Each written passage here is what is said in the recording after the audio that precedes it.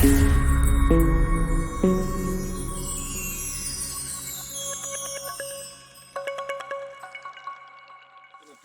мы имеем власть, у нас была власть. Это самая демократическая сегодня власть, это парламент. То есть он назывался Нахас, всеостинский Нахас.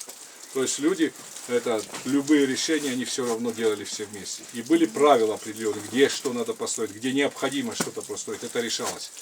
И решалось для чего? Решалось для того, чтобы, сейчас я вам скажу. Вот, например, кто-то придумал, что башни делались кровниками. Во-первых, не смогли бы сделать. А во-вторых, башни делались именно для того, чтобы поддерживать друг друга, а не мешать друг другу. У башни есть особенность, небольшая такая слабость, это они квадратные. И у них есть мертвые зоны, в которых трудно обороняться. Вот эту мертвую зону брала на себя другая башня. Поэтому башни старались не просто ставить, а уже четко измерив, поняв, где должна она быть, она строилась там, где выгодно. И так посмотрите на эти башни и посмотрите интересные вещи. Они так расположены, да, что с любой башни можно другую, нападающую на другую башню задеть.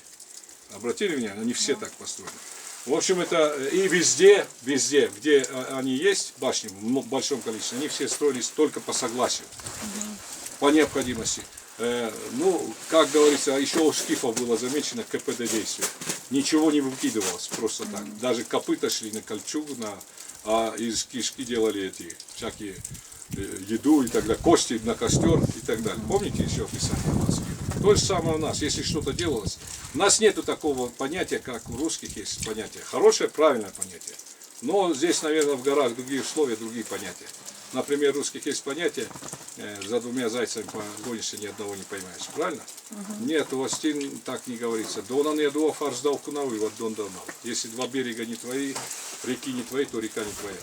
То есть надо было охватить все сразу, обязательно.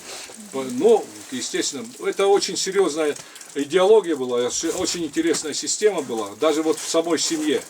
Вот чтобы вы знали, что все фамилии, которые есть на севере, они имеют своих продолжателей, как бы родственников на юге. И они называются так, шот. Многие шот, это те, которые уходят. Старший остается, делает новый дом, усиливает территорию, младший остается дом. А между ними дети уходят, возрождают землю. И это опять делается по согласованию Нахаса.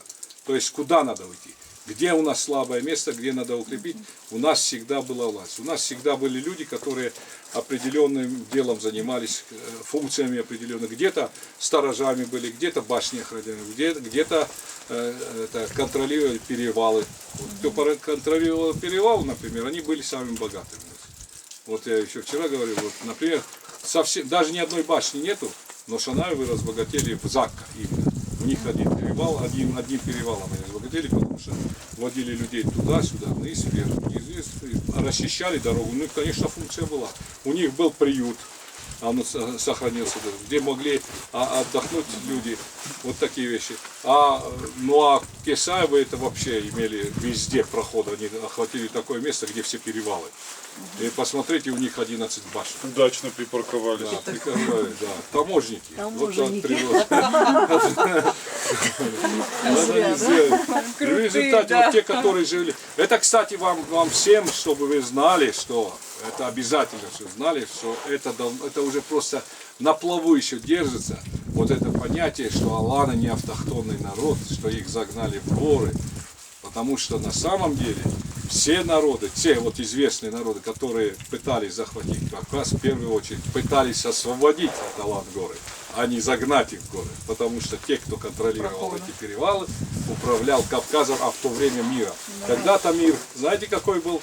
Мир был, это сила Северное Причерноморье, арийские племена и первые цивилизации, Месопотамия и Закавказье, все туда. Между ними Кавказ. Кто управлял Кавказом, кто управлял всем миром. Когда-то было даже так. Поэтому это было.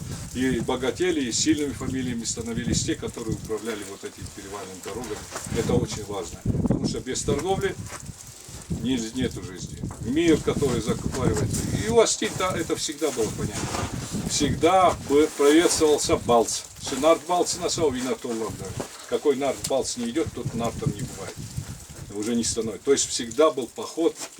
Одно из самых главных стремлений в Россию, вот чтобы вы знали все, самых главных стремлений в Россию было то, что она владела равнинами. Вот эти равнины, которые постоянно стремилась осетия, после которых она утеряла когда-то после войн, после болезней и так далее. Она утеряла. А у осетин есть особое правило отношение к горам и отношение к равнинам. Хох фаржен, бедер баркачин. На хохе фардай, бедер баркачиновай. На бедер баркадай, хохе фарджиновай. Горы изобильны, благодатны, да. Божественны, равнины изобильны. Без изобилия равнин горы не бывают божественными. Без божественности гор не бывают равнины изобильны. Вот это правило было, и поэтому осетины всегда стремились. Это главное, почему они всегда стремились. И даже тогда, вот даже есть такое описание, я сейчас этим занимаюсь как раз, карательные экспедиции в Южную Осетию, брали башню Кола, да, и там 2000 русских, их 12 человек. Ну, пишут 30 для увеличения, ну, для отчета.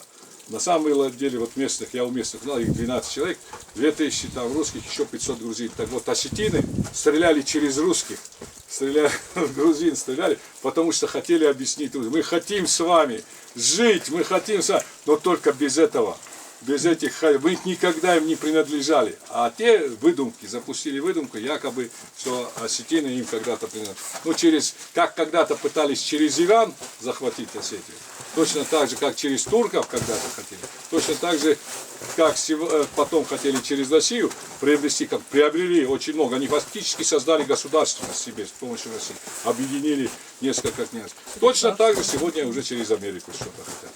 Вот это очень политически у них развитая идеология такая. Да. Вот. Ну, а вот осетины всегда стремились в Россию, но в союз с Россией. Именно на таких равноправных правах, и при том в письме там четко описано, за любое вот это мы вам предоставим при любой ситуации 30 тысяч хорошо вооруженных всадников. И еще раз, когда уже наконец Паскевич понял, если такая кучка осетин может противостоять сильнейшей армии в мире русских, то невозможно, чтобы какие-нибудь грузинские князья имели здесь какие-нибудь права. И только после этого Николай I издает указ, при котором объявляет осетин казенными. Все, с этого момента осетины самые первые. Помните, да, как Скобелев, лучший генерал во всей России, сказал, осетины первые перешли Дунай, если были последними, то только при отступлении. Помните? И с тех пор они всегда... Да когда русско-турецкая война? Русско-турецкая. В первой же войне осетины показали себя. Их, по-моему, 4 было. Вот. И во всех войнах 15. Они показали, и в японской войне, даже в проигрышной войне они показали лучше всех. Мне реферат на эту тему. И в первой мировой.